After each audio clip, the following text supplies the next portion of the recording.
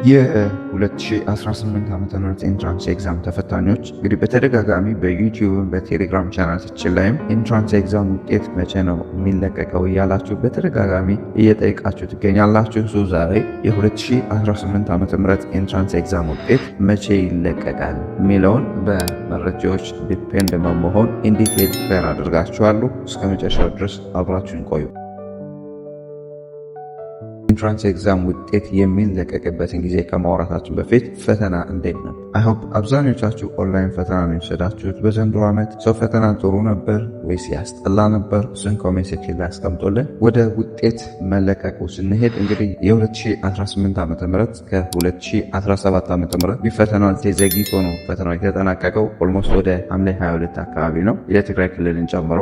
ባለፈው ዓመት ከሐምሌ 22 በፊት ነው የተጠናቀቀው። እንግዲህ የባለፈው ዓመት ጳጉሜ መጨረሻ ላይ ነበር ውጤቱ ይለቀቃል ተብሎ ተነግሮ የነበረው። ነገር ግን ውጤቱ የተለቀቀው የ2017 ዓ.ም ኢንትራንስ ኤግዛም መስከረም 4 ነው የተለቀቀው ማለት ነው።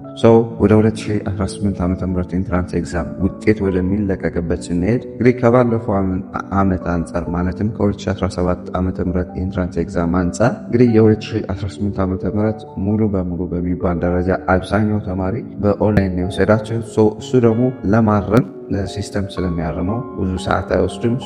አሁንም የ2018 ዓ.ም ኢንትራንስ ኤግዛም ጳጉሜ ወር መጨረሻ ላይ ይለቀቃል ብለን እናስባለን። በጣም ከዘገየ ግን ከመስከረም 1 እስከ መስከረም 3 ይለቀቃል ብለን እናስባለን ማለት ነው። እንግዲህ ወደ ማለፊያ ውጤት ስንሄድ አብዛኞቻችሁ ከ2017 ማለፊያ ውጤት አንጻር ማለፊያ ውጤቱስ እንዴት ነው እያላችሁ እየጠየቃችሁ ነው። ወደ እሱ ስንሄድ እንግዲህ በአጠቃላይ የትኛውም ኤግዛም ማለፊያ ውጤት 50 እና ከዚያ ላይ ነው። 50% ማለት 300 ነው። በአጠቃላይ በባለፈው በ2017 ዓ.ም 49.5 እና ከዚያ በላይ ያመጡ ተማሪዎች ማለትም 49.7 ማለት 297 አካባቢ ነው ሲጠጋጋ ኦልሞስት 49.5 ወደ 50% ስለሚጠቃለል ማሻሻያ ተደርጎላቸው ከ297 በላይ ያመጡ 297 እና ከዛ በላይ ያመጡ ወደ ፍሬሽማን ማለፍ ችሏል።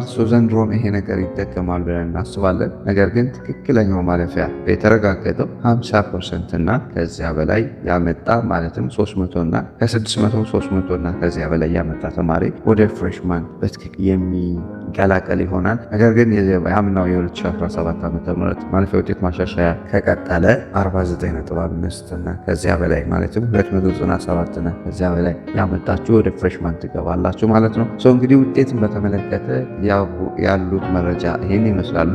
አዲስ ውጤትን በተመለከተ የሚወጣ መረጃ ካለ በቴሌግራምም በዩቲዩብ ቻናላችንም ቶሎ በፍጥነት የምናሳውቃችሁ ይሆናል። እናንተም ሰብስክራይብ በማድረግ ቤተሰብ ሁኑ። እንግዲህ ከዩቲዩብ ጠፋ ካል ቆይተናል። ዩቲዩብ ለብዙ ሰዎች ፑሽ እንዲያደርገው ላይክ፣ ኮሜንት በማድረግ ተባበሩን። በሌላ ጠቃሚ ቪዲዮ እስክንገናኝ ለዛሬ ግን አይሆፕ ይህ ቪዲዮ በደንብ ጠቃሚ ነው ብዬ አስባለሁ። ጠቃሚ ሆኖ ካገኛችሁትና ለሌሎች ተማሪዎች ይጠቅማል ብላችሁ ካሰባችሁ ላይክ፣ ሼር፣ አስተያየት ካላችሁ ደግሞ ኮሜንት ሴክሽን ላይ አስቀምጡልን። በሌላ ጠቃሚ ቪዲዮ እስክንገናኝ ለሀገራችን ሰላም፣ ፍቅር፣ አንድነት ስጠን። ፒስ